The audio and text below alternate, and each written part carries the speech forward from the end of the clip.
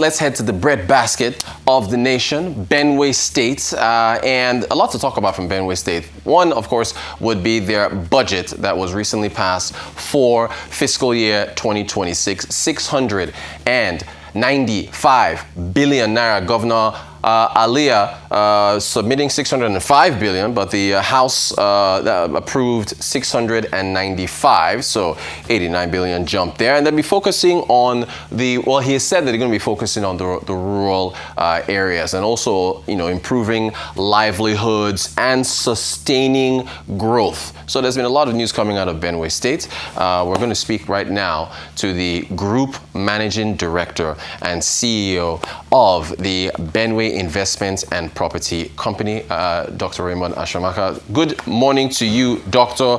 Happy New Year. Thanks for joining us. Your state was making headlines in 2025. You're still making headlines in 2026, which is great. So starting with the budget, Doctor, the governor submitted 605 billion, the appropriation bill, and then the House ended up passing 695. So that extra 80 plus billion, where'd that come from? Who's that for? Happy New Year, Lutus. Yeah, one of the things that the House did was to ensure that the MDAs also have budget according to the Benue State Fiscal Law of 2020. And like my office, we're also looking for recapitalization. And the only way to do is to ensure that we have factor a portion of the budget within that. And the part of it, 89 billion that was also approved, was my office also is part of it, and other MDAs for them to also have a budget so that they can be able to function optimally. That is one of the things that the House of Assembly were able to, increase the budget from where it is to with the sum of 89 billion that was increased. All right, great. Now I want to read a quote from Governor Aliyah when this budget was passed. He says, "At the heart of Benue lies a strong rural foundation that feeds the nation, preserves our culture, and anchors our path to inclusive growth. For decades, these rural communities carry the weight of neglect despite feeding the nation. With this budget, we make a bold declaration that the era of rural neglect is over." Why do you think in the past rural communities have been neglected, Doctor? Why do you think that is? Lutus, you see, that is historical. In almost all the state, rural local government was abandoned. So that is why, under the leadership, the executive governor, the budget was tagged to budget of rural development, livelihood, support, and sustainable growth. So one of the things, we are running an inclusive governance. And Aliyah, the governor of Benue, is running an inclusive governance. That's why those things that we are doing those are deliberate effort, road connectivity from the rural area to the farmers, from farmers to, to the market, to commerce, then connecting students to school, and the social amenities. So those are the things that we have put in place in the budget to ensure that the common man in the rural area has something benefit on the 2026 budget. That's the process flow. All right, great. So road connectivity so that, where they grow the agricultural produce, you get that over to where to be consumed, get it to the market.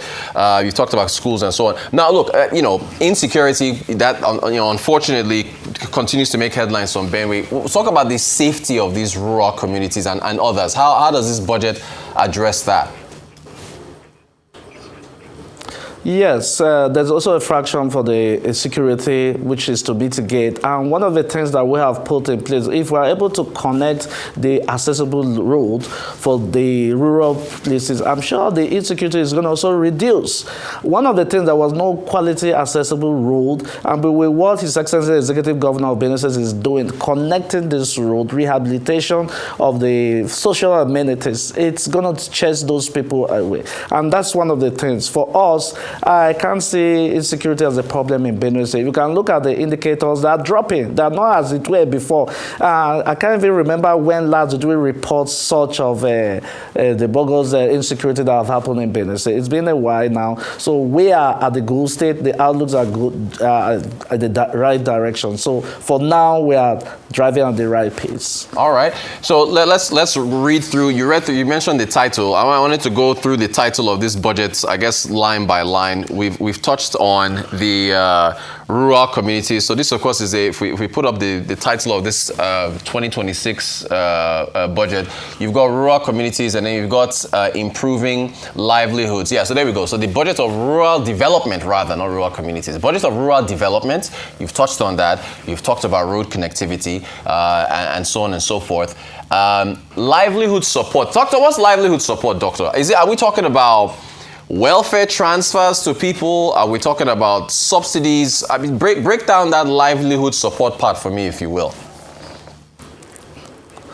All right. Now, in 2025, the executive governor, Reverend Father Asemakaha did what they call the giving out inputs to rural farmers for them to be able to farm. And there was a mechanism for my office at the ADC to offtake the produce. Then there was also a subsidy that we're given in terms of fertilizers and much more. And I'm aware of cash transfer and the earlier care. So there's a lot that we are bringing in place for Benue people to be able to have sorghum. And that is why that's the process that we are driving. Great. You mentioned 2025. I think that year was a 550 billion naira budget, if I remember correctly, and that focused a lot on human capital. Yeah, human capital development. So, on the last part of the title for this budget, so rural development, supporting livelihoods, and then sustaining growth. How do you? So it's one thing to make plans and implement them, but you've got to keep the sustenance going.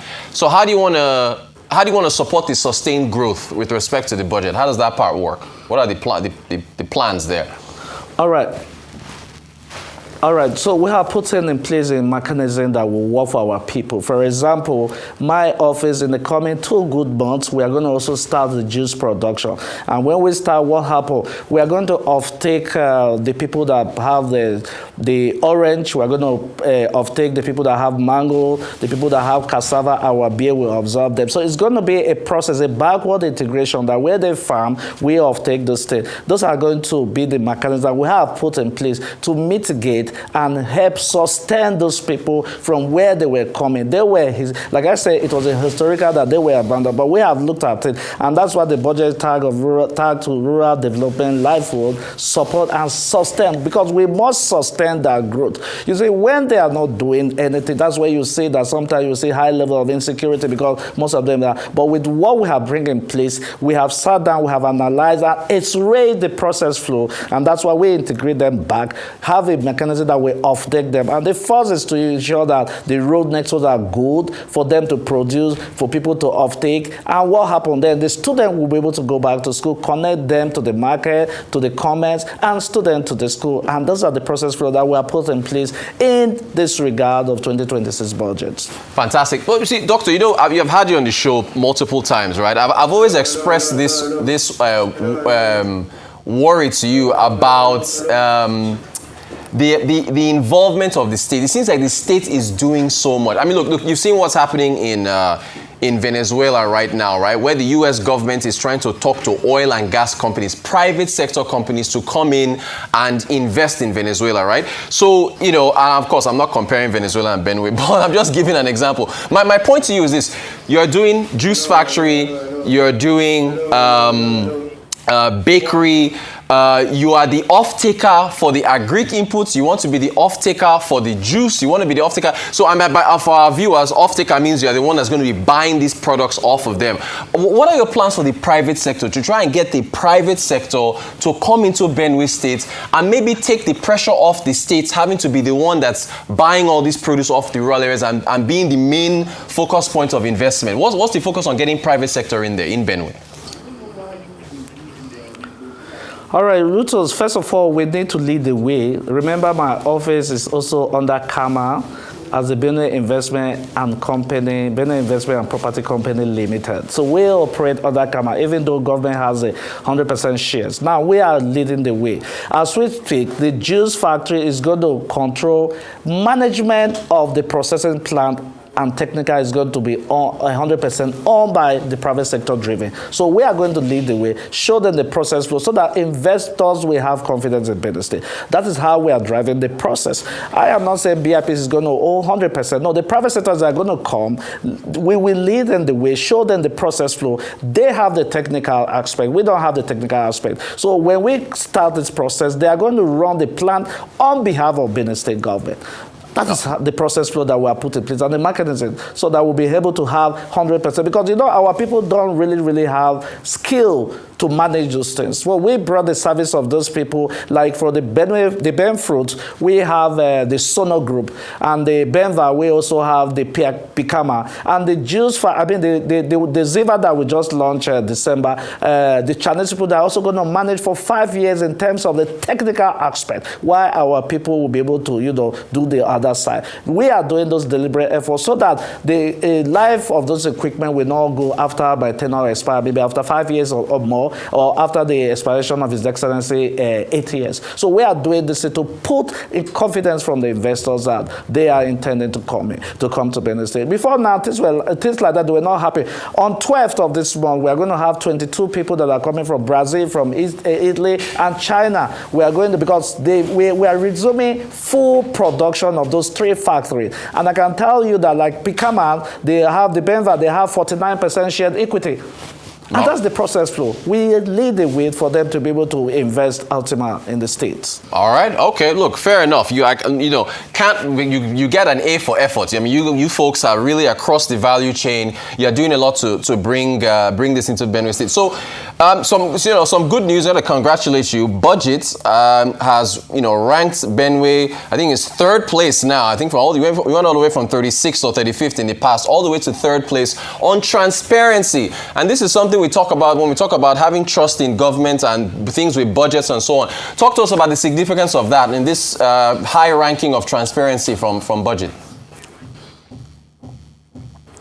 All right, look, so what happened in Benue State, moving from 36 to number 3, is because His Excellency, where he came, he brought in technocrats that understand the process flow, that know. So we have introduced the word digitization. We also have the physical procurement reforms in the states and the physical transparency. There's no project that you say that His Excellency is abandoned to do that, because we are looking at time value for money, having discipline, reducing the wastage in the budget. So those are the things that we have put in place, and ensuring that we are doing what they call the end-to-end policy, and bringing ultimate performance of the revenue performance, then the dashboard monitoring of those processes. The guy in the DG plan is doing a good job. A lot of the team, the people that are working under the government of His Excellency government, they are good technocrats that understand figure, and there are no economics and financial engineering that have, he have put this team in place.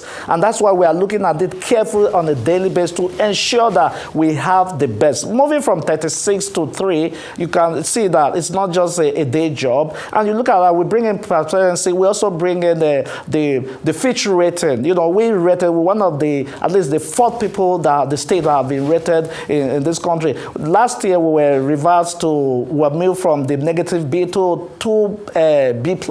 And that's the process flow. We are gradually watching the outlook of the state, ensuring that it goes through the right direction. Well done. Well done. I mean, again, it's been recognized. Your ratings at Fitch upgraded. This rise here from budget. But I mean, okay, so I guess the next challenge for you would be to get on the top 10 list of PEBEX Ease of Doing Business rankings, because we had the Director General on the show. That's the Presidential Enabling Business Environment Council. And, they did have their list of top 10 ease of doing business states. Benue is not there yet. What are your plans to jump in that ranking in terms of ease of doing business? All right, so the young man under the Benue Investment and Promotion is also rolling out some policy document to ensure that the investors have confidence in the state. Before now, the budget, before now, there was no benefit in Benue. It is when we came, in fact, under the leadership, we championed that to ensure that we have that. So we are looking at it carefully. We are in the teaching state, but I can tell you, give us from now to the next 6 months, you will see that the outlooks that will be able to change. And let me tell you, one of the things that we have X-ray, if you look at carefully on those people that are top in that state, Benue State is one of the things that we're also discussing with is the excellency. You see, if you look at most of those states that are there, federal government presence, for example, if you go to Kaduna today, we have the NNPC. If you go to Niger, you have what they call the Shirero Dam, which people within the locality that are benefiting. Lagos, they also have the seaport that give them a lot of generation of a revenue performance. Even if you go to Calabar, you have the seaport, where you go to Akwa Ibom seaport, and even just recently I was told that Odo also have. Benue, apart from the road network that the federal government has given us, there's nothing that Benue have that will be able to impact the people. So we are carefully discussing with His Excellency to be able to onward discuss with the President and the federal executive that Benue need an airport, a seaport, so that we can be able to also cushion and increase our revenue performance. And that is one of the, if you look at carefully what people have done, investors' confidence are there, their revenue generation, it move higher, but we don't have that, and we are still at the process of struggling, but we are going out of it. But we also need something that can be able to boost our revenue generation, and that's why we are calling His Excellency with the presidency to ensure as budget of urgency. If you go to Kogi today at Jekuta, the citizens within that local community, they are also benefiting from it.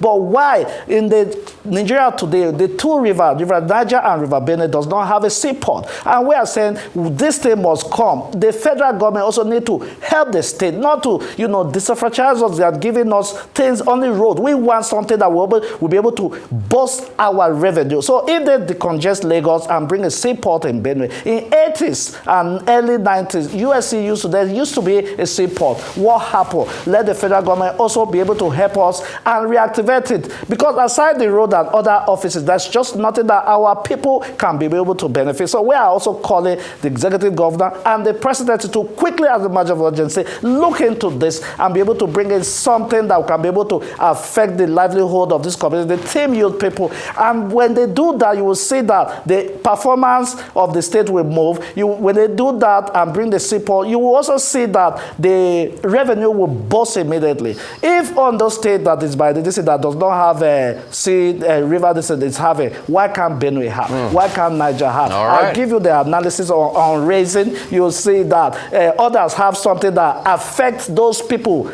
Gotcha. And Benue does not have, apart from the road and those offices. So we are dragging things that will be able to help cushion and increase the performance and revenue performance of Benue State. Thank you so much. Hey, look, we love your passion, Dr.